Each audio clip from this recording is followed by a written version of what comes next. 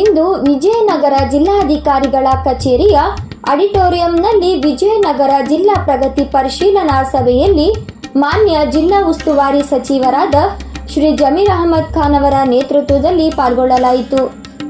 ಈ ಸಂದರ್ಭದಲ್ಲಿ ವಿಜಯನಗರ ಹಾಗೂ ಬಳ್ಳಾರಿ ಜಿಲ್ಲೆಯ ಸಂಸದರಾದ ಶ್ರೀ ಇ ತುಕಾರಾಂ ಅವರು, ಶಾಸಕರುಗಳಾದ ಎಚ್.ಆರ್.ಜಿ. ಗವಿಯಪ್ಪ, ನೇಮಿರಾಜ್ ನಾಯಕ್, ಡಾಕ್ಟರ್ ಶ್ರೀನಿವಾಸ್ ಹಾಗೂ ಜಿಲ್ಲಾ ಅಧಿಕಾರಿಗಳು, ಜಿಲ್ಲಾ ಮಟ್ಟದ ಅಧಿಕಾರಿಗಳು, ತಾಲೂಕು ಮಟ್ಟದ ಅಧಿಕಾರಿಗಳು ಉಪಸ್ಥಿತರಿದ್ದರು.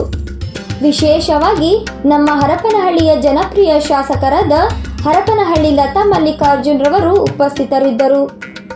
ವರದಿ H. Karim Nandibevur, KS news 24x7.